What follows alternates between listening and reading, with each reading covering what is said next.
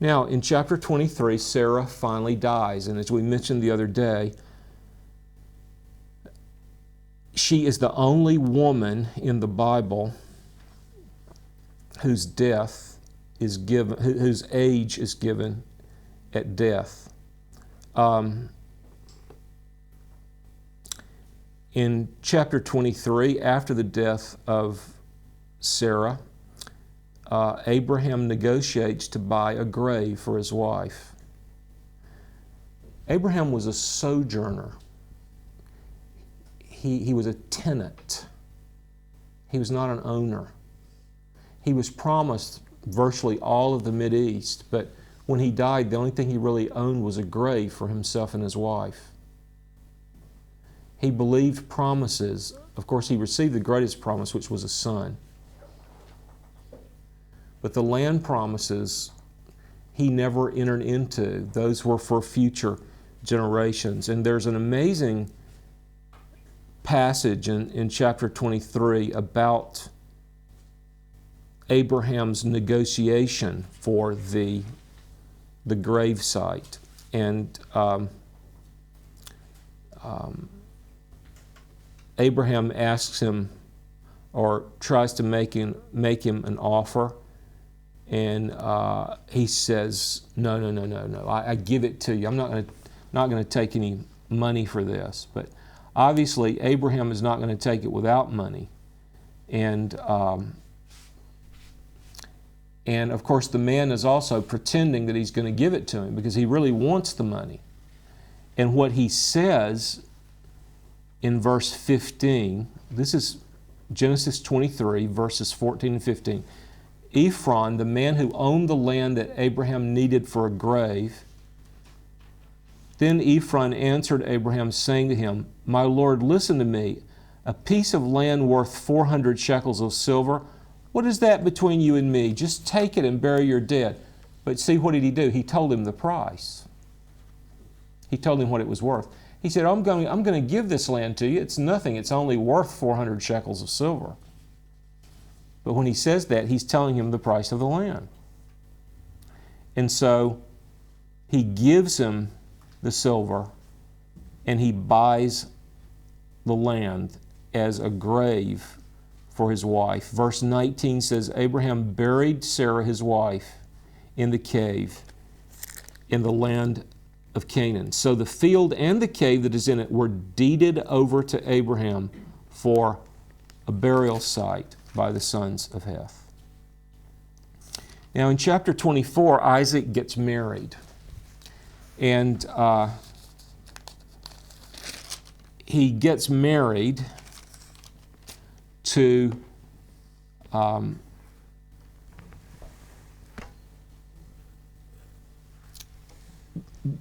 the daughter of Bethuel, to someone who is living in Mesopotamia. And Abraham sends his servant to go find a wife for his son.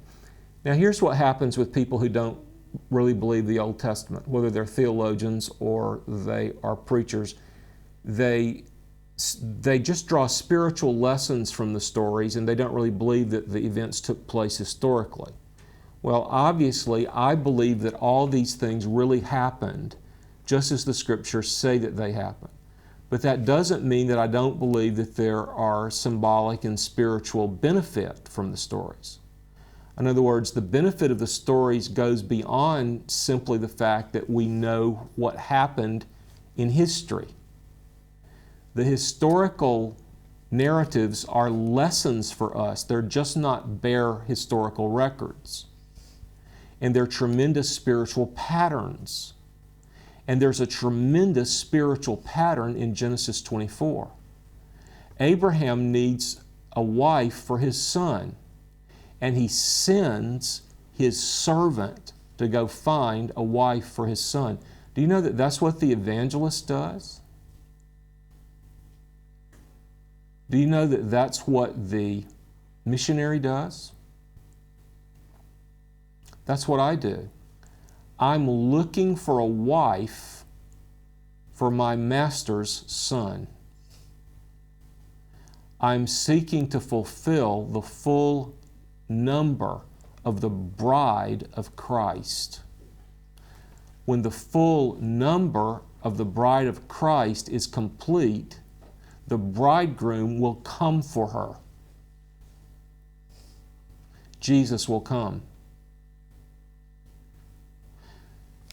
So when someone asks you what you're doing, what do you do? I mean, I like it when somebody asks me that because I have so many options.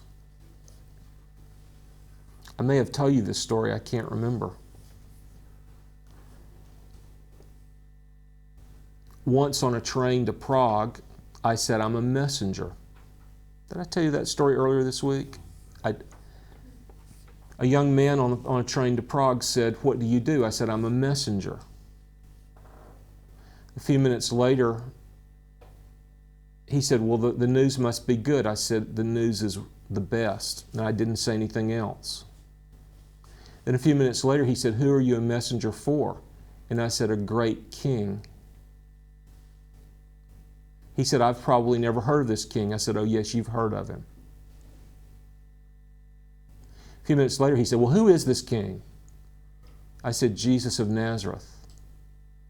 And he said, oh, why do you come here? We're all atheists. And I said, you're not an atheist. And then he said, well, I guess we do have to believe something. And then he said, you know, my grandmother prayed for me. I said, do you know your grandmother's prayers were answered? And he said, when? And I said, now. And we talked about Jesus. Last week in Ankara, Turkey, someone asked me, a married couple asked me what I did. And I said, I'm the lowest servant of the highest king. And then she said, so you serve Jesus? And I said, yes, I try to serve Jesus. Now, it would be well if someone said, what do you do? It would be well if I said, I'm looking for a wife for my master's son. That's what I do. That's what the servant of Abraham was doing. He goes back in the direction that Abraham had come from, and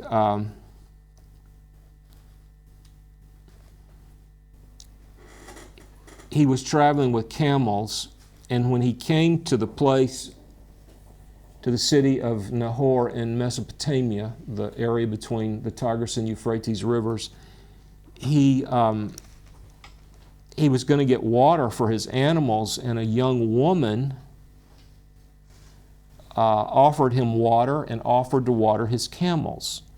And he believed that that young woman was the bride of Isaac. And so there's a negotiation. The Bible very rarely talks about someone's looks. But we're told that Sarah was beautiful. And we're told that Rebecca was very beautiful. And there's a negotiation with the family for Rebecca. Will Rebecca go back with the servant to Abraham's home to marry Abraham's son, Isaac? In verse 36, the servant of Abraham is pleading, or he's making a case with the family of Rebekah to prove that Isaac would be a worthy son, a worthy husband who could provide for her. And here's what he says. Now Sarah, my master's wife, bore a son to my master in her old age, and he has given him all that he has. You see, everything that the Father gives, he gives through the Son. So whenever we receive Christ, we get all that the Father has, for the Father has given everything to the Son. So this is the argument that the servant of Abraham is making. Now the time comes in the negotiation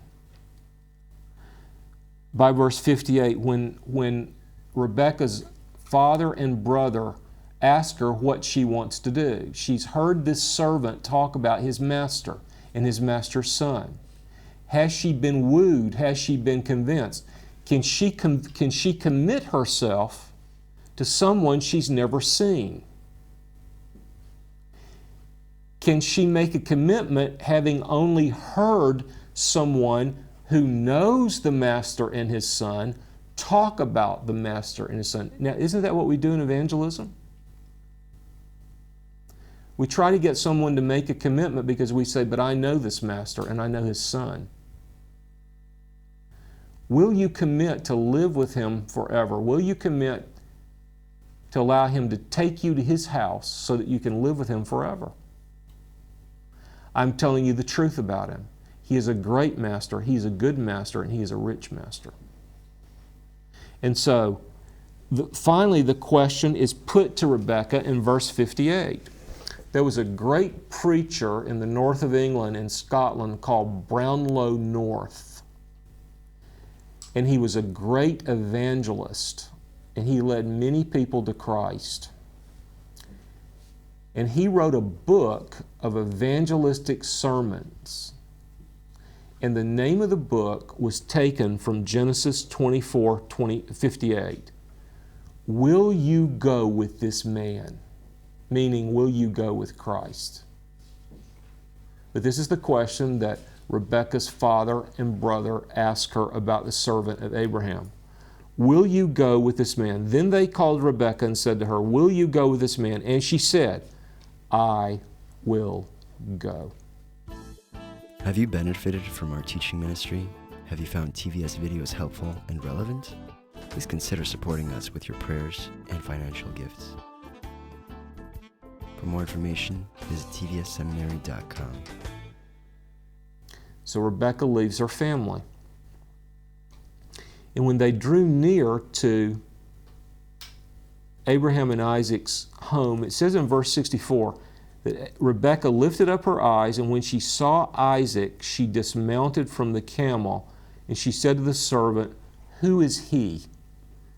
And the servant said, he is my master, meaning he's my master's son.